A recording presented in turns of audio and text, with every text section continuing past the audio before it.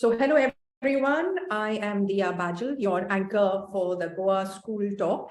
And this is an open talk which happens monthly. And today we have with us Dr. Nishant Upadhyay, who is a conservation architect trained at the prestigious KU Leuven, Belgium.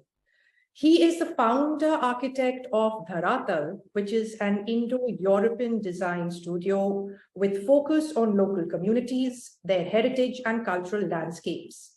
He's presently also a heritage consultant to UNESCO and heritage and cultural and the executive committee of the International Council on Monuments and Sites, India. So welcome. Nishant, if I can call you just Nishant, is that all right? Yeah, that works, please. Thank you. Thank you for welcoming. And today's talk is Shape-Shifting, Spaces for Future Living. And this is going to throw light on cities, conservation, culture, life, and much more. So, Nishant, you are from Lucknow, which is a beautiful and historical city. What did living in this historical city teach you about cityscapes and culture?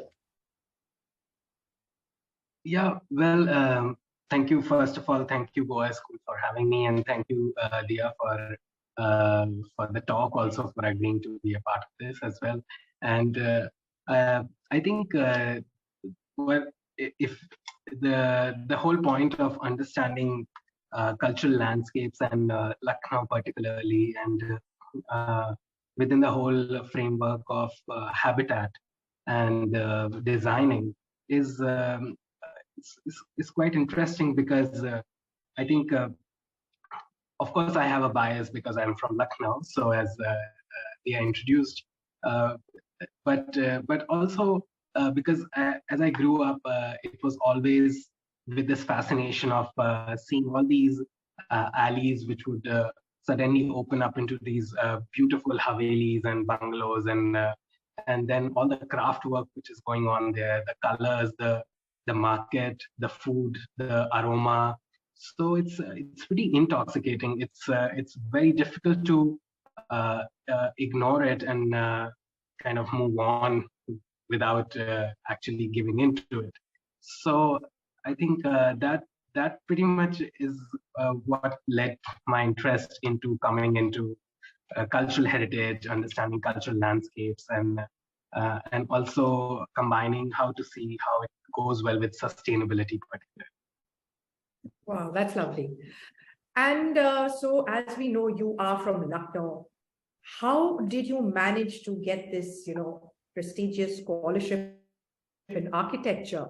And if you can also tell us, do people need to be like really bright, or is it like sheer passion and you need to have a drive? So what would be your advice, and how do you guide others to be able to do something like this? That's a great question. I see how Goa School is like. I think it's because I am part of the mentor program this year also, and I think that is pretty much how it focuses there.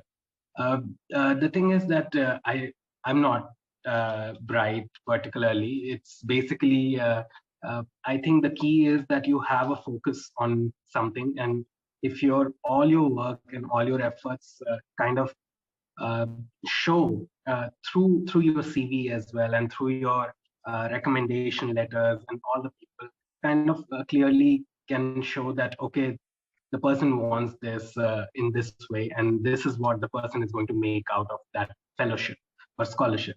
So I think that what helped me. I was particularly lucky that year, I have to say that. So because I got Erasmus Mundus scholarship, expert scholarship. It was called expert, which allowed me to do my master's program in Belgium in conservation of monuments and sites for 2 years. They paid me a stipend, a monthly stipend, to live and eat, and which, being an Indian and a vegetarian, saved to even travel.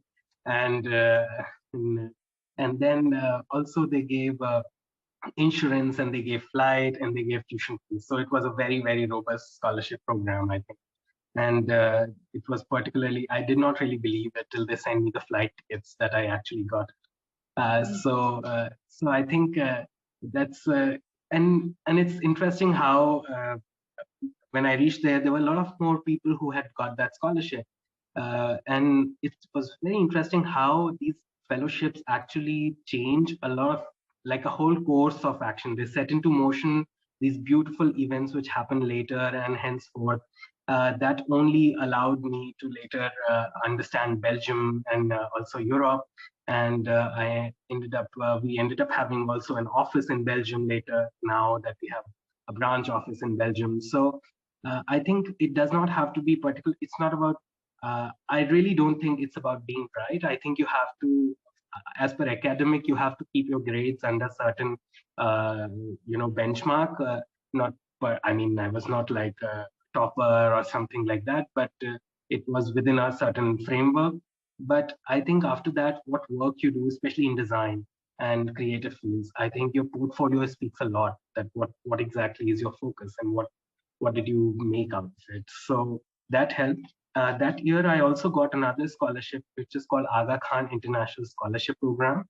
That is 50% loan and 50% scholarship, and that's why I did not take it up because I was clearly spoiled by choice. So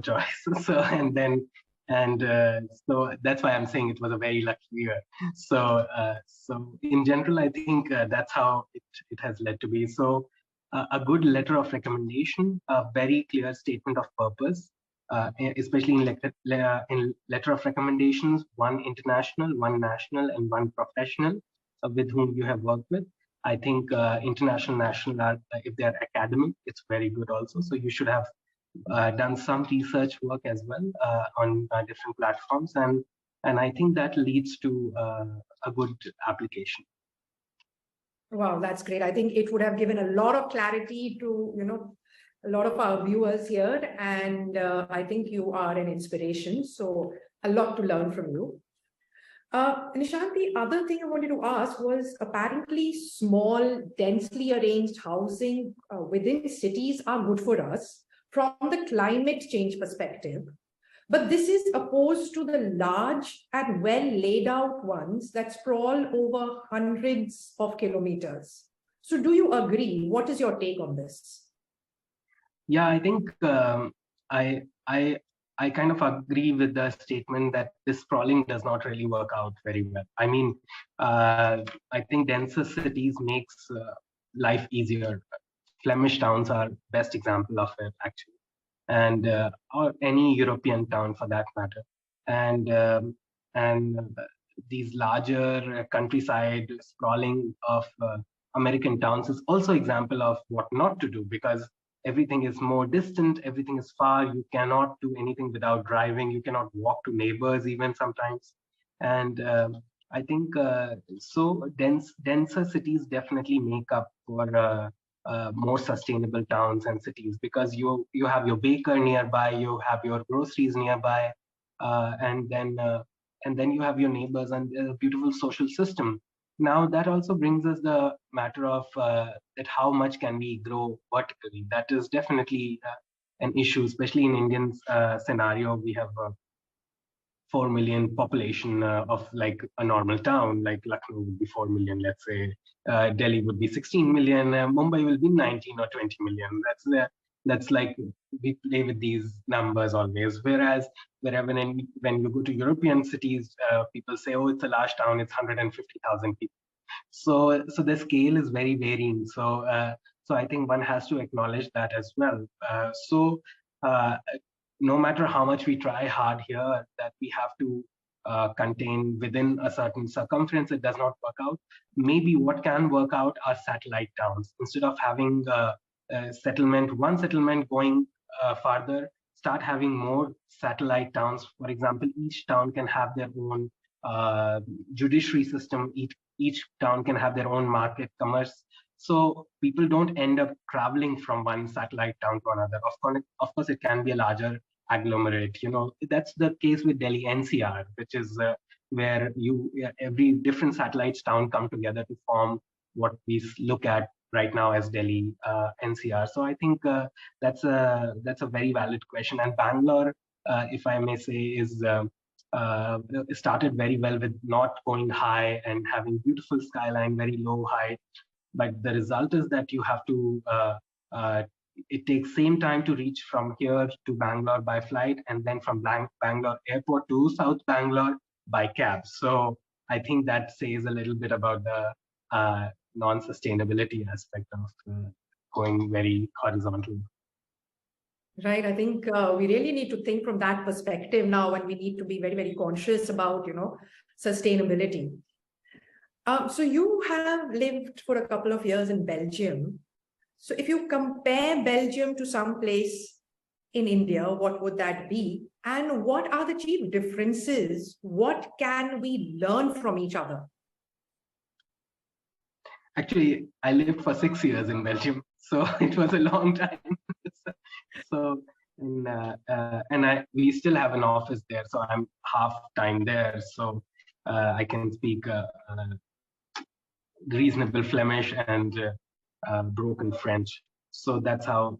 But coming to this comparative question, in my earlier years, I tried to do that actually, and I tried to see how we can compare. And then I think in 3 years, I realized that it's not possible. I'll simply say that the comparison is not possible, because not only the cultural context is different, the economy is different, the demography is different, and the scale is definitely, as I said earlier, is very different. So there are definitely things which cities can learn from each other. So there could be a very beautiful peer-to-peer network, which, for example, there is already ongoing efforts of Leuven, city of Leuven in Belgium, partnering with city of Gwalior in India, and they're doing very interesting interaction. But what, for example, they learn from each other is how do you manage your small rivers?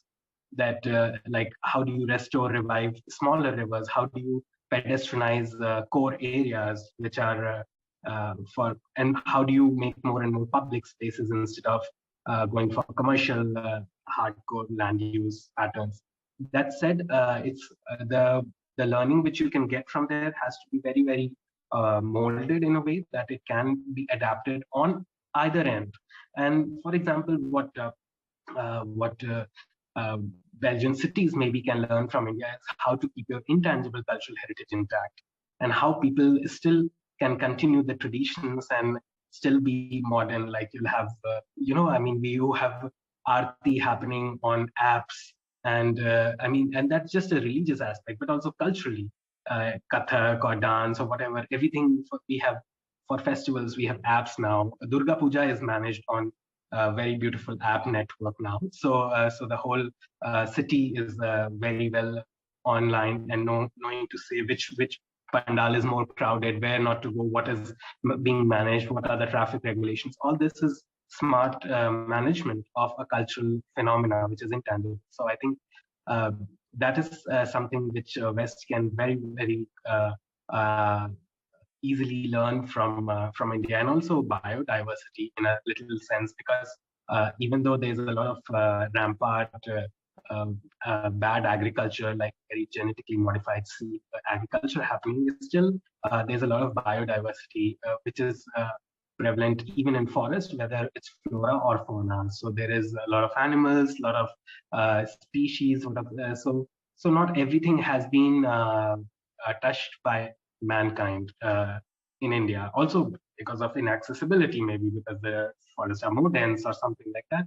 Whereas Europe is pretty manicured when it comes to that, and they are trying to go back to renaturalization, which is also a phenomenon happening. So I think both the East and West, Europe and India, can learn a lot from each other. Yeah, that's great. And I think each is so unique. So yeah, I'm sure we could get to see an amalgamation of both in a lot of your creations. Yeah. The best practices. Yeah. So Nishant, if by conservation we mean the care and protection of resources so that they can persist for future generations, what can we do in India to conserve our built heritage? Yeah, that's, I think to start with, we have to understand that how this is my core expertise area, so I think I can answer that very quickly. Uh, so I think we need to integrate heritage with urban development. That is, we have two different departments. One looks at infrastructure and urban development, water and whatnot, and then there is another department which totally looks at heritage conservation in isolation. We work with state governments, and it's almost a nightmare to work with uh, the particular state government authorities, because they refuse to acknowledge the mandate of other departments and governments. So now, if you have something like a historical garden in a urban scenario, you cannot work in isolation. Your public work departments, your irrigation department, your road transportation department, and and several other departments have to come together to be able to give a new meaning or rejuvenate a historical garden, for example. And then the people in who are conserving the garden should be trained and open enough to understand flora, ecology, and the climate change, which is also impacting. So it cannot be that, oh no, in this garden we were growing these varieties and we will continue to do that. But if the water table is depleting, you should not grow varieties which are intensive on water. So you have to respond to the context. Normally, in historical landscape plantation, they were quite intelligent. Earlier people, I think, were more intelligent, and they were much more understanding of their resources, also because they simply could not just put a bore well and get water. So they would only plant species which would actually survive that weather. So you end up with resilient species. And why also I'm digressing from built heritage to natural environment is because these are very uh, they kind of coexist. So you cannot have built heritage without its landscape and its context. Built heritage always is within a context, and as you know, like the Hindu temples, they originated from tree worshipping, and now you always have a sacred tree next to Hindu temple. It's a thing. It's actually a phenomena which repeats itself. So one can see that built heritage definitely coexist, and it also coexists with water systems. So if we want to conserve built heritage, we cannot. First thing, I think we have to look into how we can integrate the conservation program into urban development programs and planning. And secondly, we also have to look at that how we are addressing the well-being of the people who are using those built heritage. So if we don't end up doing that, people will abandon that built heritage and they will stop maintaining the heritage which they were already doing. And then the government has to put in a lot of money into something which they really did not have to put in money. People were already doing that job. So I think one has to understand the local community aspect. That's like a lot of deep thought into something which we just take it so lightly. Today we are talking about future living. So could you break down this phase and tell us what it means to you? Yeah, so I think it means different for different contexts, definitely. I think, well, one thing what it means definitely for all of us is less resources. So all of us across the world will have shortage of resources, whether it's clean air, whether it's clean water, whether it's biodiversity or like different type of foods. So soon we will not have, maybe we'll not be able to have sugarcane. Maybe there's a disease and we don't have banana. Because we have made bananas so weak now by doing a lot of modification that a lot of species are simply very weak to. So our food will change. We will have to go on an insect pro diet, maybe, or get our proteins from there, and we cannot grow. We cannot rely on cattle or a bovine culture of meat. industry also. So do you see, I mean, it's a radical shift. We are talking about a very big shift, and we already experienced that shift during a pandemic. Uh, so suddenly, when we were moving everywhere, we were restrained to our houses and we were restrained to our interiors and everything. And now the result is we are having this talk online, which probably the format would not have picked up had a pandemic wouldn't have proved that way. I mean, it would have picked up in few years, but this rapid culture shift has happened because of that.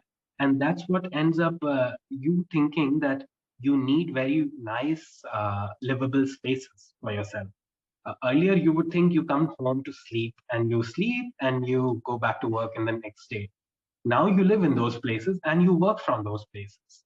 So your and energy is less as well. So we have to live in a smaller space, definitely, because we need denser settlement. We don't want to travel too much for things. We have to figure out alternative energy arrangement.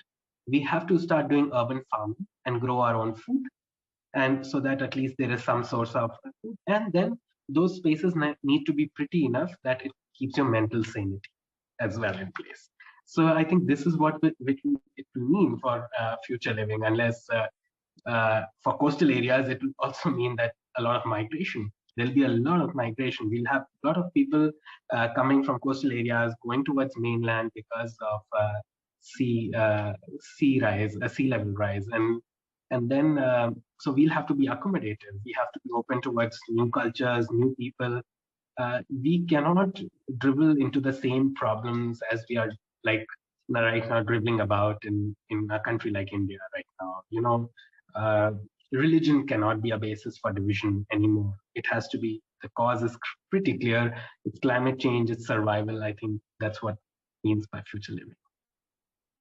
Yes, and I think it's the present that we have to act right now to be able to take care of these things in the future. So you are from Lucknow, I am in Delhi, and recently just traveled to Bangalore, and you were talking about, you know, how things are in Bangalore these days.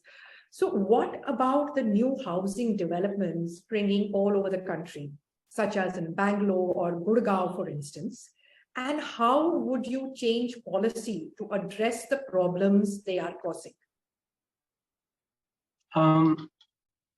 Actually, so Gurgaon is another story than Bangalore for sure, and I think, but both suffer with this corporate culture, which suddenly came in from we did not even know what it was, and suddenly we had a corporate culture we had to deal with. And in that sense, I kind of congratulate Europe for resisting it quite a lot. In that sense, I think somehow they have figured out a lot. I mean, that's great, but still there's a lot of resistance in that sense.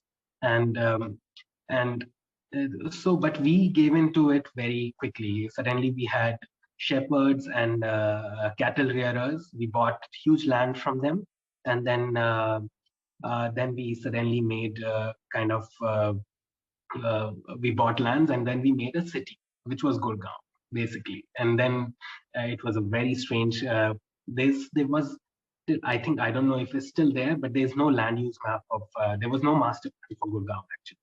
So and then similarly for Bangalore, the kind of development which happened also was very segregated and very broken in that sense. And I think, I mean, the main immediately coming from a cultural background, I would say that I think we have to use culture and creative industries as a very interesting accelerator to give in life to these new settlements which are coming up. And we cannot underestimate the local social scenario. For example, Mohalla culture is a culture, and we try to replicate it everywhere. And even Gurgaon, if Gurgaon has Mohalla culture, then it will be safer. Women will be safer, people will be safer. But what we did was that we made huge commercial patches, we raised their boundary wall, and then after 7 p.m., people who move on those roads are very vulnerable to anything. So because there's no social pressure, because that's how our country functioned in most of the cases. Like, it's the social check. Like, if you go outside in the park, there are at least five people who are looking at what you're doing in the park. So there's a clear social check of security and sense of safeguarding for everyone. So I think that is one important thing we have to take into account, that how we can include the local social lifestyle and cultural lifestyle into new planning and development. I think related to this is my next question. We're talking about culture. So what is the relationship of culture to living spaces? You talked about mohalla. So if you can just elaborate, this relationship of culture to living spaces. Yeah, I think actually it grows organically from the previous answer as well. People were coexisting for a very clear reason, whether it was for security, whether it was for co-dependence, whether family together, family ties, and henceforth. And that led to more and more robust experience of living. It also came up with a lot of privacy issues, a lot of restrictions, which our modern lifestyle is not ready to deal with. I know a lot of youths who does not want to live in Lucknow, who are from Lucknow, do not want to live in Lucknow because they feel restricted, because they feel that they cannot live the life they would like to live, simply because of this mohalla culture. And because everybody watches everyone, everybody talks about everyone, and henceforth.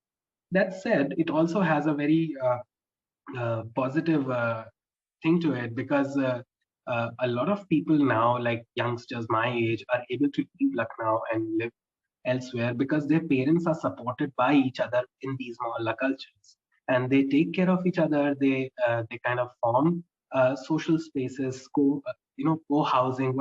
And these interesting phenomena are now coming across the other part of the world as a design feature. Like, people create co-housing now. In Europe, there are several programs where older buildings are converted into co-housing, or like cohabitation, um, which is pretty much same as what we already do in mohalla culture. So living, sharing amenities, sharing resources, and celebrating festivals together. So I think that's where we talk about. I think we are talking about a built heritage or building program, which is defined by a group of people, a community which defines that building program. So the the growth or the build, how it develops, is a very interesting phenomena, and I think we need to tap into that power of direction, of because there is a very clear sense of direction among these communities. If we are able to understand how localized growth or how localized problems can be sorted, it can be very sustainable solution in a lot of different terms, not just women empowerment, but also creation of livelihood, security of livelihood, and better economy as well. And I think a little example would also be that how there is the whole sometimes even people of same profession, like creative industries specifically, even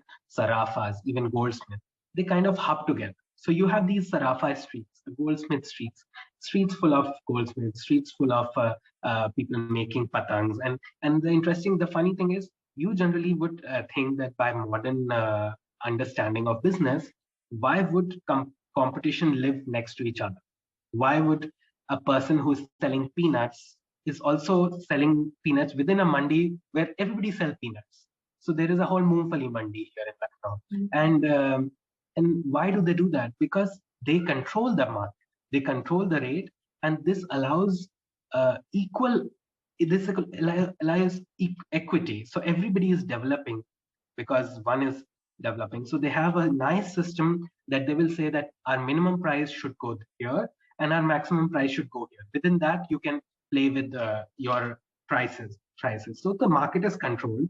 You have more faith in the market, and none of the people who want to go to buy good peanuts can buy peanuts in lower rates. So they will never take advantage of the trader as well. So trader is happy, the consumer is happy, and why is this happening? Because what we think is competition is actually coexist. So I think I'm sorry to digress from, but this is, I think the whole thing is pretty interconnected. It's just almost impossible to take that away. Please. Yes, while you're talking of all these things, I had the opportunity to go to this Moongfali Mandi in Lucknow, and I was very fascinated. And the very first time I saw such a thing like that, and today it makes sense. I mean, this was the exact question which came to my mind. And then recently I was in Indore, so there is that Sharafa thing where, in the evening it becomes like a food joint. So I think that's also got to do with, what you're talking about. So one important question I have to ask you is, first we talked about like future living. The other thing that we're talking about is your shape shifting. So what do you mean by that, and what is the thought process when you're using this word? Yeah, I think it's why actually we had a discussion with Madhuri as well about how to go about naming and what we would like to call it. And I think we didn't want to call it transformation because not in all the cases that happens, but what we in our experience, and when I say we, I'm talking about a whole team of people who work in DHARATAL, which is our design atelier. We basically what try to experiment is that how we can interpret culture in a different scenario, but still keeping authenticity of it. So we end up with a product which is very different from the original, let's say, ritual or cultural product or something. But at the same time, the meaning is totally connected, and the soul or the essence is very much there. And that's when the shape shifting aspect of it comes in. Because aspirationally, we would like to change. As humans, we would like to develop, we would like to progress. But at the same time, we also have a deep sense of connection with our nostalgia. So we can't underestimate nostalgia. We can't underestimate our roots. We can't underestimate our cultural connections, our identity, local identity, what we call our own individual local identity. That also brings us to the question of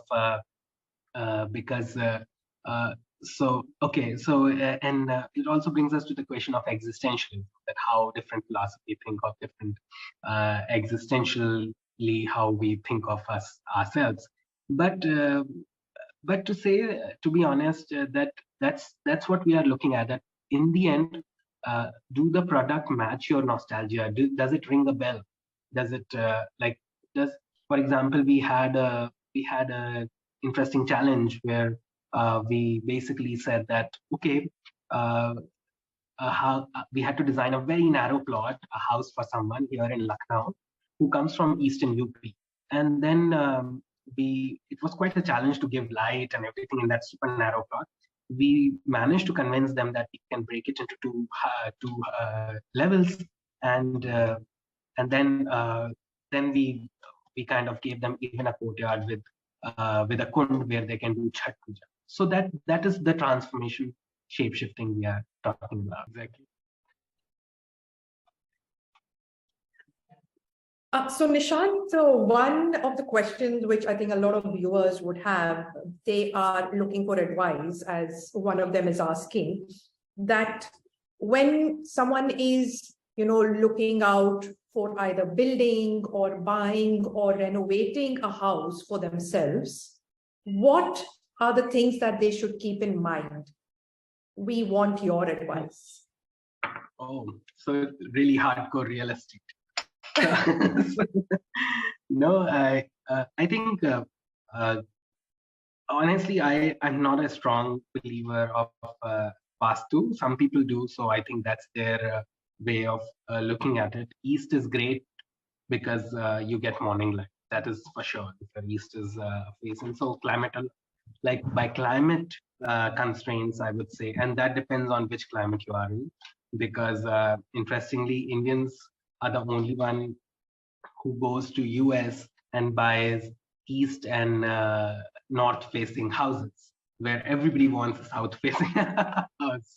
So I think that's also a kind of a cultural phenomena which which happens. So I think that is one thing one has to take care about, the orientation of the house where you can get ample light and ventilation. Uh, One has to always take care if what level of protection the area nearby has. What does it have, a natural area, reserve area, which has a level of protection, because people often don't think about it. And sometimes people also buy very expensive houses which looks at hills, and those hills become houses in next 10 years. So your view is gone. So I think your level of protection and the planning mechanism, what is there, is essential. If you are trying to procure an older property, which is historical property, I think the ownership is a big problem in India, because you have at least multiple owners for older properties. So you have brothers, sisters, kids. Everybody is owner of that property. So you need at least 10 signatures before you are sure that the property actually is yours. So I think that is one aspect one has to take care of. And then when you have procured it, I think it's important that you look at the material in the right way, because if the old buildings are made of lime, you cannot just blatantly plaster it with cement and henceforth, because it will not stick with each other. For the very simple reason, it's a waste of money. So even if you might think that, oh no, lime is a more expensive material or a more labor intensive material, so one, yes, it's a more labor intensive material, but that's a good thing, because then your money goes to local economy. While in material like cement, your money really goes to ACC or corporate or whatever the cement brand you are. So I think it's much better to pay local people than to pay a larger corporate agency. And I think so that is definitely there. So and one, I think structural integrity is very important. You have to take a test of structural integrity. Please employ an engineer who knows about historical structures also, to make sure that you are structurally safe and sound, because lately a lot of people have a lot of overconfidence in that sense, and they end up harming, later some building falls down, some plaster falls down. And I think security is safety is the most important part of procuring property. Yes. Yeah, I think this really gives a lot of insight, because I never really thought of it. If you're buying a property on the hills, you just want some beautiful scenery in front. And as you said, I mean, they'll just disappear very soon. So yeah, that's, I think, a lot of, very insightful thing that you told us about. The other thing which we want to know is, what are the various intangibles involved when designing spaces like education, learning, healthcare, etc.? Yeah, I think, yeah, I mean, it depends what spaces we are designing. That definitely the category of spaces we are looking at. But I think what for us, most of the time, if we are designing spaces, or if we are even designing furniture, I think what really makes a difference is lifestyle, and what exactly are people looking for when they live. We mostly design residences, so we are very focused on a residential outlook. So we definitely want to see how people live, and what are people comfortable with, and what will allow people to maximize their well-being in a way that they can do things they would like, and they are not restrained by architectural constraints or design constraints. If they don't want to do, of course, it's their choice, but there should always be a choice of uh, doing activities like gatherings, for example, social gatherings, and then of course the thermal comfort. I think it's a very big issue for everyone, whether you are in hot climate or you are in cold climate. You have to stay at optimum temperature, because you can't go too cold, you can't go too warm. So I think thermal comfort is another big aspect we always take care about, and irrespective of whether the client wants it or not, we just force it. basically, because they later agree about it when they start living in that space. And then the connection to the nature somehow. So that is one aspect. I think I think what we are also talking about is the other professions we would like to engage in building crafts, and other than craftsmen and masons and things will be, I think, anthropologists, economists, and social scientists. These are the people which we really need an engagement of within historian, of course. I mean, that has been said, that a profession. I think these social scientists is pretty much what we require while designing a building. And I think that's what is the collaterals we would like to expand to. So I think these are all very important aspects, and I think we all must make a note of this. So any other questions anyone would want to ask over here?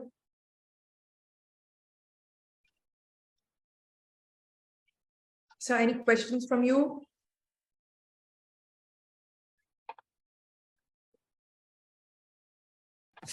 No, I must say, though, Nishant, I was very impressed with your presentation, and especially also the holistic view that you take. I myself am very interested in aspects of conservation, but very often, at least in Europe, people consider conservation as something to do with nature, natural conservation. But also our cultural heritage is a very important dimension of conservation. So I'm very glad that you also emphasize this. Thank you. Thank you. So I think we can ask for the questions to come in, and when they come in, we can maybe forward it to you and take it up with them individually. So with that, I think we can come to an end of this talk. Thank you so much for being here, taking out time and sharing such very informative and important information with us. And I think this is the need of the hour. We really have to be very conscious. We have to think about sustainable living. We have to talk about conservation. So thank you so much. And we look forward to having more talks and taking this forward. And I'm sure a lot of students, a lot of people will want to learn more about this. So I think Goa School is a platform where they can connect, and Goa School will connect with you. So thank you so much. And Madhuri, we missed you here. Thank you very much for being on the show. Bye-bye. Thank you. Thank you so much, Diya. Just sorry, before you speak, Nishant, I think on behalf of Goa School, we'd like to thank Diya Badgel, who is actually the India Director of the AFS Intercultural Programs, for being in this conversation with Nishant and, taking us through this fantastic concept on sustainable buildings and architecture. Thank you so much, Diya and Nishant. Please go ahead, Nishant. Thank you. And thank you, Jyotsna, for, taking care of everything from the background. Yeah, and I mean, of course, everyone, thank you for having me. And I think it's fantastic to be able to connect through this platform, because we find people who are like-minded and who wants to pursue similar passion and similar interest and conserve and live sustainable. I think it's a great initiative. I would be very happy to continue the engagement as a mentor, Goa School. Thank you. Thank you.